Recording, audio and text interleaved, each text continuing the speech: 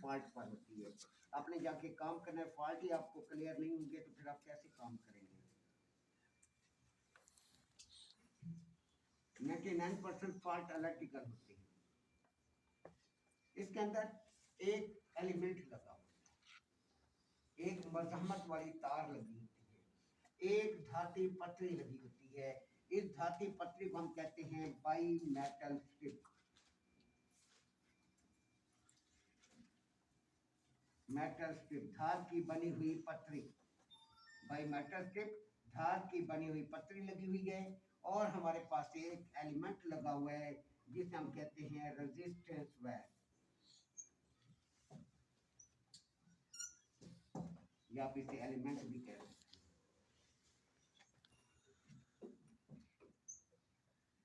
Element लगा होगा, resistance wire इसे कहते हैं, हीटर वायर भी कहते हैं। आप किसी भी नाम से हीटर वायर कह दें या रेजिस्टेंस वायर कह दें या एलिमेंट कह दें, एक ही बात है। अब जब इसकी बड़ी जबरदस्त इसकी स्टोरी है, ये कैसे वर्क करता है। इंजीनियरिंग में चीजें एक दूसरे के साथ बिल्कुल रिलेटेड होती है। अब कैसे है, आपको मैंने बताया था कि कब रिले कितनी देर में स्टार्टिंग वाइंडिंग को सर्किट में रखती है, मैक्सिमम मैक्सिमम 1 से 3 सेकंड, ज्यादा 3 सेकंड तक, मिनट नहीं 3 सेकंड तक। अब ओवरलोड को भी ऐसे डिजाइन किया गया है। ओवरलोड क्या है, ओवरलोड एक प्रोटेक्टर है, सेफ्टी डिवाइस है जो हर यूनिट के साथ लगाई जाती है। फ्रिज से लेकर चिलर तक, सेंट्रल एसी तक हर जगह लगाई जाती है। ये प्रोटेक्टर है, सेफ्टी डिवाइस है। इसको हम लेते हैं मोटर की ताकत के हिसाब से एचपी में, हॉर्स पावर में लेते हैं। अब इसका काम क्या है, जब कोई मोटर अपने मतलूबा एम्पेयर से ज्यादा करंट लेगी तो ये प्रोटेक्ट करेगा, ये हिफाजत करेगा, मोटर को जलने से बचाएगा। हवा कंप्रेसर है, हवा मोटर है, बड़ी फील्ड के अंदर जाएंगे हर जगह ओवरलोड ही ओवरलोड है। डोमेस्टिक और कमर्शियल ओवरलोड में फर्क होता है, लेकिन मकसद एक ही, प्रोटेक्ट करना, हिफाजत करना। अब देखें यहाँ से जब आप इस फ्रिज को ऑन करते हैं, इसे ऑन करते हैं, करंट इस हीटर वायर में से होता हुआ बाई मेटल स्ट्रिप से होता हुआ कंप्रेसर के कॉमन टर्मिनल में चला जाता है। ठीक है, अभी आपने देखा, लगाया आपने, चला गया। अगर किसी वजह से कंप्रेसर एम्पेयर ज्यादा ले रहा है तो क्या होगा, जब ज्यादा एम्पेयर ले रहा होगा तो ये 1 से 2 सेकंड 3 सेकंड ज्यादा एम्पेयर जाने देता है। तो क्या होगा, ज्यादा एम्पेयर की वजह से इसका एलिमेंट बहुत ज्यादा गर्म होगा, सुर्ख हो जाएगा। इसकी गर्मी की वजह से ये धाती पतरी टेढ़ी हो जाएगी। जब ये टेढ़ी हो जाएगी तो ये पॉइंट डिस्कनेक्ट हो जाएगा, आगे करंट जाना बंद हो जाएगा, कंप्रेसर बंद हो जाएगा। ये 1 से 2 सेकंड 3 सेकंड करंट जाने देता है। अगर 1 से 2 सेकंड 3 सेकंड में मसला हल नहीं होता, कंप्रेसर नॉर्मल एम्पेयर पर नहीं आता, तो ये एलिमेंट गर्म हो जाएगा। इसकी गर्मी की वजह से बाई मेटल स्ट्रिप टेढ़ी होकर इलेक्ट्रिकल पॉइंट को डिस्कनेक्ट कर देगी, आपका यूनिट बंद हो जाएगा। इस अमल को हम कहते हैं ट्रिप हो जाना। ये 3 सेकंड मसले, 2 से 3 सेकंड इसने लेने क्यों लेने हैं। अगर ये जल्दी बंद कर दे तो ऐसी सूरत में हमारा कंप्रेसर स्टार्ट नहीं चलेगा। क्यों नहीं चलेगा, क्योंकि रिले ने करंट को रनिंग से स्टार्टिंग में मुंतकिल करना है और स्टार्टिंग वाइंडिंग को सर्किट से अलग करने में उसने 1 से 3 सेकंड लेने हैं। उस टाइम मोटर के एम्पेयर ज्यादा होते हैं। अगर ओवरलोड पहले प्रोटेक्ट करना शुरू कर दे तो हमारा करंट रनिंग से स्टार्टिंग में मुंतकिल नहीं होगा, पहले ओवरलोड ट्रिप कर जाएगा। इस वजह से इसका टाइम कम अज कम 3 सेकंड तक रखा गया है। 3 सेकंड तक ये ओवर करंट जाने देता है। 3 सेकंड के बाद क्या होता है, इसका एलिमेंट सख्त गर्म हो जाता है। इसकी गर्मी की वजह से ये धाती पतरी टेढ़ी होकर सर्किट को डिस्कनेक्ट कर देती है, जिसकी वजह से आगे करंट जाना बंद, आपका यूनिट बंद। ओवरलोड को रिले के साथ डिजाइन किया गया है कि उधर रिले की टाइमिंग देखी गई है और इसका इधर टाइमिंग रखी गई है कि 3 सेकंड मैक्सिमम 3 सेकंड है, वरना इससे पहले ही स्टार्टिंग बॉन्डिंग अलग हो जाती है, क्योंकि रिले क्या करती है, रिले करंट हमेशा रिले की मेन में आता है, रनिंग में आता है। यहाँ से रिले करंट को रनिंग से स्टार्टिंग वाइंडिंग में शिफ्ट करती है। जैसे ही मोटर अपनी स्पीड का 75% हिस्सा पकड़ लेती है, तो ये क्या करती है, स्टार्टिंग वाइंडिंग को सर्किट से अलग कर देती है। जब तक स्टार्टिंग वाइंडिंग सर्किट में रहती है, मोटर के एम्पेयर 3 से 6 गुना ज्यादा होंगे। अगर एक फ्रिज 2 एम्पेयर नॉर्मल पे चलता है तो जिस टाइम वो स्टार्ट लेगा कम से कम 10-12 एम्पेयर पर जाएगी उसकी सुई, 2 से 3 सेकंड, फिर वो नॉर्मल पर आएगा। अगर वो नहीं आता नॉर्मल पर, रिले में मसला है, जैसे भी मैंने आपको अभी दिखाया, रिले में मसला है, फिर ऐसी सूरत में ये प्रोटेक्ट करेगा, ये गार्ड खराब करेगा, इसने फौरन सिस्टम को कट ऑफ कर देगा। अगर ये कट ऑफ नहीं करेगा तो अब क्या रिजल्ट आएगा, मोटर जल जाएगी। ये प्रोटेक्ट जब करता है तो इसमें से ओवर करंट जाना बंद हो गया, ये पॉइंट डिस्कनेक्ट हो गया आपके, कुछ देर बाद क्या होगा, इसमें से करंट जाना बंद हो गया है, क्योंकि ये पॉइंट डिस्कनेक्ट हो गए हैं, जुदा हो गए हैं, कुछ देर बाद ये पॉइंट वापस मिलेगा, फिर करंट फॉरवर्ड होगा। अगर फिर कंप्रेसर ने नॉर्मल करंट लिया तो कंप्रेसर चलना शुरू हो जाएगा, अगर फिर उसने वही रफड़ा किया फिर ओवरलोड ट्रिप करेगा। इस तरह ये अमल बार बार होता रहेगा। फिर 2 रिजल्ट सामने आएंगे। एक रिजल्ट, अगर ओवरलोड जल गया तो ठीक है, 100-150 रुपए का ओवरलोड है। अगर ओवरलोड ना चला फिर हमारे पास रिजल्ट आएगा, हमारी कंप्रेसर मोटर फायर। 2 रिजल्ट में से एक रिजल्ट 100% सामने आना है कि ओवरलोड जल गया, दूसरा कंप्रेसर जाएगा। इसमें मैकेनिक का बड़ा रोल है। जहल मैकेनिक जो फील्ड में काम करता है, उस्तादी मैकेनिक, उसने तबाही मचाई, उसके अनाड़ी पानी की वजह से सत्यानाश हो गई। कंपनी में सर पीटती है, कंपनी मुख्तलिफ हरबे इख्तियार करती है कि हम अपनी चीज को, क्योंकि उन्होंने वारंटी दी होती है, 5-5 साल की, 10-10 साल की कंप्रेसर की वारंटी है। इस वजह से कंपनियां कहती हैं कि अगर किसी और ने इसको हाथ लगाया वारंटी क्लेम नहीं होगी। क्यों? कंपनी को पता है कि पाकिस्तान में बहुत बड़े इंजीनियर हैं, तो इस वजह से कंपनियां, किसी एसी है, विंडो है, स्प्लिट है, फ्रिज है, किसी ने हाथ लगाया वारंटी क्लेम नहीं होगी। हम क्या करते हैं, हमारे पास खोपड़ी नाम की चीज ही नहीं है। ऐसी ऐसी मेजर मिस्टेक्स करते हैं उस्ताद होते हैं, उस्तादों के साथ जाके सिगरेट चाह रहे होते हैं। ऐसे अनाड़ीपन है कि बंदा सर पीटता रहता है कि यार क्या कर रहे हैं आप, किस तरह काम कर रहे हैं। अगलों की चीजों का बस अल्लाह ताला पे भरोसे पे चाह रही हैं, बस सूरत दिगर आप तो अपना करियर करम इसका कर देते हैं। अब जब ओवरलोड, अब देखिए यहाँ पर क्या इश्यू है, कंपनी कैसे काम करती है, असल चीज कंपनी के वर्क को फॉलो किया जाता है। कंपनी क्यों ऐसा कर रही है, जब आप फ्रिज नया किसी ने हाथ ना लगाया हो, मैंने कल भी आपको बताया था, अगर अनाड़ी मैकेनिक का पहली बार यूनिट को हाथ लग जाए, हवा मोटरसाइकिल है, बाइक है, वो बढ़ गया, अनाड़ी का वो किसी के हाथ में आने ही नहीं लगाई, किसी सूरत में नहीं आएगा।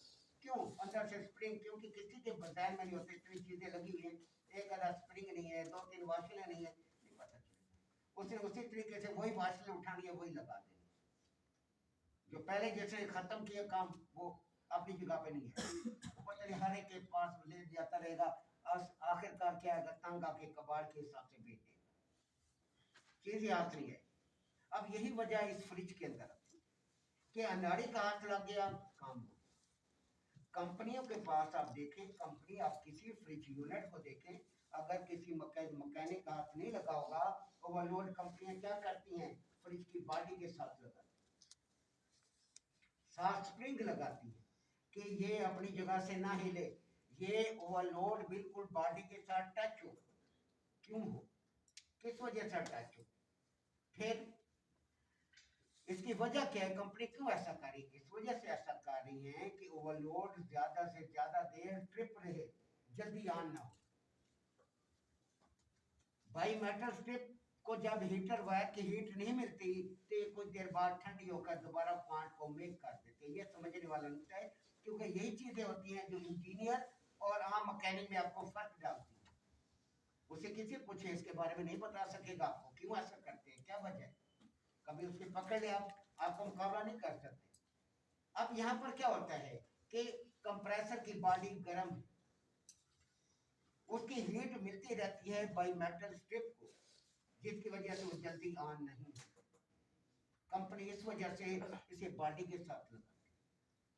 हम मैकेनिक जब जाते हैं, बहुत बड़ी फिल्में बने होते हैं, हम लोग ऐसे कॉमन में ओवरलोड लगाया, ओवरलोड को आम ईयर में लटका देते हैं, जैसे भी हमने लटकाया हुआ था, ओवरलोड लगा हुआ था, ऐसे आम ईयर में लटका हुआ था। जैसे ये ट्रिप हुआ, ठंडी हवा मिलती है बाई मेटल स्ट्रिप को, वो फौरन ऑन हो जाता है, फौरन पॉइंट को मिला देती है। फौरन जब पॉइंट को मिला देती है तो करंट फॉरवर्ड होना शुरू हो जाता है, मगर कंप्रेसर नहीं चलेगा कभी भी। कंप्रेसर को गैस का प्रेशर बैलेंस करने में कम से कम 4-5 मिनट चाहिए। इससे पहले आप चलाएंगे कंप्रेसर, लोड वाला कंप्रेसर कभी नहीं चलेगा, खाली चल जाएगा, लोड वाला नहीं चलेगा। रिजल्ट क्या है, इसी वजह से आपको मैंने कहा है कि कम से कम आप 5-10 मिनट का, जब एक बार आप रिले चेंज करते हैं, कम से कम 5-10 मिनट का दोबारा वक्फा देगा, फिर आप चलाएंगे। अगर आपने यकदम ऑन किया तो कंप्रेसर कभी भी नहीं चलेगा, क्योंकि गैस का प्रेशर बैलेंस होने में टाइम लगता है। तमाम गैस साइकिल में होती है, फिर ऐसा ऐसा वापस कंप्रेसर में आती है, लोड पर होता है कंप्रेसर। तो इस वजह से आपने ये जहन में रखना है। अब क्या है, ओवरलोड को आम एयर में लगा दिया, आम एयर में लगा दिया तो ये तो फौरन ऑन हो गया, कंप्रेसर नहीं चलेगा।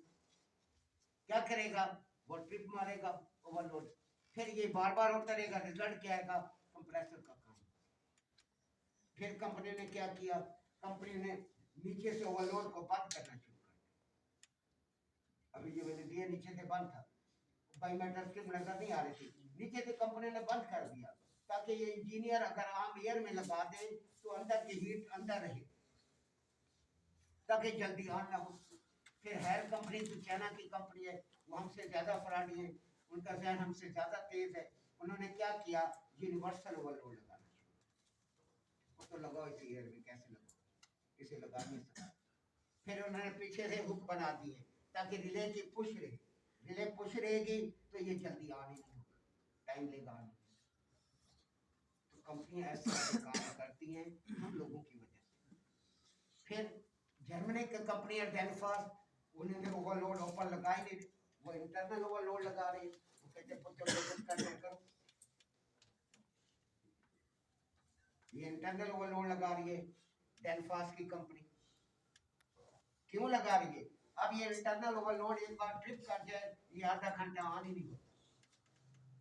हम लोग जितने भी मैकेनिक है, जो समझदार मैकेनिक और डेनफॉस का कंप्रेसर लगाते हैं, मैं डेनफॉस के अलावा कोई लगाता नहीं। मुझे पता है अगर वोल्टेज अप डाउन हो जाती है या कोई मसला आता है, एक बार ओवरलोड ट्रिप कर दिया दोबारा ऑन ही नहीं होगा। बिजली कम हो जाती है, घर वाले फ्रिज बंद नहीं करते, हमने कंप्रेसर लगाया हुआ है, अगले दिन हमारे मथे आके लग जाती है, वो तो कंप्रेसर जल गया। बिजली अप डाउन हुई थी, नहीं जी बिजली भी नहीं हुई थी, बताते नहीं है सही। तो इस वजह से डेनफॉस एक बार अगर ट्रिप कर दिया, हमें पता आधा घंटा ऑन नहीं होगा, फिर ये ट्रिप कर दिया फिर आधा घंटा ऑन नहीं होगा, कंप्रेसर नहीं चलता। बहुत कोई गड़बड़ हो जाए, कहीं बहुत ज्यादा निजाम गरम हो जाए तो डेनफॉस की मोटर जलती है वरना नहीं चलती। क्यों, इस प्रोटेक्टर की वजह से, सेफ्टी की वजह से, क्योंकि ओवरलोड ट्रिप कर दिया दोबारा ऑन ही नहीं होता। आम मैकेनिक की गलती की वजह से हमारे कंप्रेसर जल जाते हैं। ये अब आपको मैंने तरीका दिखाना है, स्प्रिंग की मदद से ओवरलोड को आपने कैसे लगाना है। नंबर 1 आपको मैंने पहले कहा है, पहली प्रायोरिटी हमारे पास होती है यूनिवर्सल ओवरलोड। अब हम लगाते हैं यूनिवर्सल, ना साइज का गड़बड़, ना कोई टेंशन, ना जल्दी ऑन होता है, लंबे टाइम तक ट्रिप रहता है, जिसकी वजह से कंप्रेसर को स्टार्टिंग प्रॉब्लम का इशू नहीं आता। मैकेनिक क्या करते हैं, आम एयर में ओवरलोड लगा दिया, वो ट्रिप करेगा फौरन ऑन हो जाएगा, 1 मिनट के अंदर ऑन हो जाता है। 1 मिनट में कहाँ से कंप्रेसर चलेगा, इसको तो टाइम चाहिए। अब जब कमर्शियल लेवल में आप जाते हैं, कमर्शियल लेवल का ओवरलोड एक बार ट्रिप करके वो ऑन ही नहीं होता, सारी जिंदगी पड़ा रहेगी, नहीं ऑन होगा। उसको रिसेट का ऑप्शन है उसके अंदर। क्यों, वहां पे मोटर महंगी इतनी, 15-20 लाख की मोटर है, आम मोटर, कंप्रेसर की बात नहीं कर, कंप्रेसर तो बहुत महंगी है वहां पर। क्यों? चिलर फील्ड के अंदर चीजें बहुत महंगी है, इस वजह से प्रोटेक्टर भी ऐसे लगाए जाते हैं कि खुदा न सेफ्टी, कदम कदम पर सेफ्टी है बड़ी फील्ड के अंदर। क्यों? प्रोजेक्ट इतना महंगा होता है, अरबों रुपए का प्रोजेक्ट होता है, कोई लाखों करोड़ों का प्रोजेक्ट नहीं होता। तो ये था ओवरलोड, प्रोटेक्टर, सेफ्टी डिवाइस। यहाँ पर क्या मसला आया? मसला फॉल्ट क्या हुआ यहाँ पर कि आपका यूनिट नॉर्मल एम्पेयर लेता है मगर बंद हो जाता है। इसमें एक ही फॉल्ट है, इसकी बाईमेटल स्ट्रिप कमजोर हो गई, इसकी बाईमेटल स्ट्रिप कमजोर हो गई है। इसको हीटर वायर हल्का हल्का इसमें से करंट फ्लो रहता है, हल्का हल्का ये गर्म रहता है। इसकी हीट की वजह से ये धाती पतली पतली टेढ़ी हो जाती है, टेढ़ी होकर सर्किट को डिस्कनेक्ट कर देती है। हम कहते हैं यूनिट एम्पेयर नॉर्मल ले रहा है, बंद हो गया। फिर वो सवाल करते हैं, अगला सवाल उनका क्या होता है, अगले को बंदे को फंसाने के लिए कहते हैं मैंने ओवरलोड नया लगा दिया। आप कहते हैं ओवरलोड का फॉल्ट है, वो कहते हैं मैंने ओवरलोड नया लगा दिया, फिर भी वही मसला है। फिर बंदा कंफ्यूज हो जाता है कि ये जो ओवरलोड भी नया लग गया, फिर भी वही मसला है। सर ओवरलोड तो आपने नया लगा दिया है मगर ओवरलोड कैपेसिटी में कम का आपने लगाया, मतलब कैपेसिटी का आपने लगाया ही नहीं, जिसकी वजह से ये प्रॉब्लम आ रही है। जब कैपेसिटी का ओवरलोड प्रॉपर नहीं लगाएंगे वो ट्रिप मारेगा। इस तरीके से आपको लपेटते हैं, फंसाने की कोशिश करते हैं, क्योंकि एम्पेयर नॉर्मल है। एम्पेयर नॉर्मल है तो कोई इशू ही नहीं है, कोई प्रॉब्लम ही नहीं है, कोई मसला ही नहीं है। एम्पेयर गड़बड़ हो फिर एक इशू है, एम्पेयर गड़बड़ ही नहीं है, एम्पेयर सही है, तो इसका मतलब ये है कि ओवरलोड कैपेसिटी से कम लगाया गया। पहले आप उधर फंसाते हैं, फिर उस लाइन से कहते हैं मैंने वो, आप कहते हैं कि एक यूनिट था, एक रेफ्रिजरेटर है, एक विंडो एसी है, एक सिपलेट एसी है, सही करंट ले रहा है, बेहतरीन कूलिंग कर रहा है, 10 मिनट में 5 मिनट में बंद हो जाता है। हम कहते हैं पहला फॉल्ट हमारे जहन में आता है सर उसका सेंसर, इंडोर का सेंसर या विंडो का सेंसर अपने कॉइल के साथ टच हुआ है, जिसकी वजह से एसी बंद हो रहा है। पहले जो सबसे बड़ा फॉल्ट है वो कहते हैं नहीं, वो अपनी जगह पे प्रॉपर, ठीक है सर, वो अपनी जगह पे प्रॉपर लगा हुआ है। तो कितनी देर चलता है सर? 10 मिनट चलता है। 10 मिनट में रूम टेम्परेचर पूरा नहीं हो सकता। दूसरा सवाल हम उससे जवाब देते हैं सर कहीं टेम्परेचर रेंज ज्यादा तो नहीं रखी हुई, हल्की कूलिंग पे यूनिट आपका बंद हो जाता है, यानी आपने 26-27 में रखा हुआ है, हल्की सी कूलिंग होती है, कट ऑफ कर देता है। वो कहते हैं नहीं। फिर हमारे पास एक ही ऑप्शन रह जाता है सर उसका ओवरलोड जो है वो कमजोर है, जिसकी वजह से वो ट्रिप कर रहा है। वो कहते हैं मैं ओवरलोड नया लगा दिया, फिर क्या हुआ सर? फिर ओवरलोड अपनी कैपेसिटी भी कम कर दिया, क्योंकि एसी में जब एसी और फ्रिज के फॉल्ट में यहाँ पे थोड़ा सा फर्क आ जाता है कि यहाँ पर टाइम, असल चीज यहाँ पर टाइम है कि इतना टाइम तो नहीं हो गया, अंदर कूलिंग पूरी हो गई, थर्मोस्टेट कुछ ने यूनिट को बंद किया। अब वो कहते हैं 5-10 मिनट की गेम है, 5-10 मिनट में अगर एसी का मसला आ जाए तो 2-3 इश्यू सामने आते हैं। नंबर 1 सेंसर, इसका रूम सेंसर अपने कॉइल के साथ टच हो गया। नंबर 2 इश्यू क्या आ जाते हैं, अपने थर्मोस्टेट स्विच की रेंज ज्यादा तो नहीं, कोई 10 मिनट में कमरा या साइज छोटा है कमरे का, तो 10 मिनट में हल्की कूलिंग हो जाती है, रेंज ज्यादा है आपकी तो थर्मोस्टेट स्विच से बंद हो जाता है। तो कहते हैं वो भी नहीं है। कहते हैं फ्रिज में मसला चेंज हो जाता है, अगर आपका यूनिट नॉर्मल एम्पेयर ले रहा है, करंट ज्यादा नहीं ले रहा, बंद हो रहा है, तो यहाँ पर एक ही मसला है, ओवरलोड की बाईमेटल स्ट्रिप कमजोर है, ओवरलोड को चेंज कर देंगे मसला। ये चीजें जो आपने सीखनी है इसी बेस पर आपने आगे काम करना है, क्योंकि आप इधर उधर लगाए रखे फायदे नहीं, असल मसले इनको देखें। मैंने आपको पहले कहा था कि अपने पास आप फॉल्ट लिख कर आया करें कि 5-10 दिमाग में फॉल्ट वहाँ सर ये मसला फ्रिज के अंदर है तो हम कैसे सॉल्व करेंगे। 30-32 लड़के बैठे हुए हैं, ज्यादा है इसके अंदर, तो आप हर एक 2-2 3-3 फॉल्ट भी लिखे तो बंदा सारे फॉल्ट क्लियर हो जाएंगे, क्योंकि इसके अंदर फॉल्ट ही 2-3 है और फॉल्ट ही नहीं आते फ्रिज के अंदर, कोई ऐसा मसला ही नहीं है कि जिसका फॉल्ट हो जो हल ना हो रहा। या कंप्रेसर चलेगा नहीं चलेगा, एम्पेयर ज्यादा लेगा, वो मैंने लिखा दिया। दूसरा फॉल्ट, कंप्रेसर चलेगा मगर एम्पेयर ज्यादा लेगा। पहले में क्या था, जिसमें कंप्रेसर नहीं चलेगा मगर एम्पेयर ज्यादा लेगा, क्यों? रिले करंट को रनिंग वाइंडिंग से स्टार्टिंग वाइंडिंग में मुंतकिल ही नहीं कर रही, जिसकी वजह से एम्पेयर ज्यादा लेगा। अब इसके अंदर क्या है, जिसमें कंप्रेसर चलता है मगर एम्पियर ज्यादा लेता है, यहाँ पर फॉल्ट उलट हो गया कि रिले जो है वो स्टार्टिंग वाइंडिंग को सर्किट से अलग नहीं कर रही। पहले में क्या है, रिले करंट को रनिंग से स्टार्टिंग में मुंतकिल नहीं कर रही क्योंकि कंप्रेसर नहीं चल रहा। जब कंप्रेसर नहीं चल रहा होगा, मोटर टू फेज नहीं बना रही होगी, मोटर एम्पियर ज्यादा ले रही है, तो आप ये समझिए कि रिले करंट को रनिंग से स्टार्टिंग में मुंतकिल नहीं कर रही, या आपका कंप्रेसर जाम हुआ हुआ है, स्टक हुआ हुआ है। उसका फिर इलाज मैंने आपको बता दिए, कहाँ तक पहुंचे मुकम्मल लिखा दिया सारा।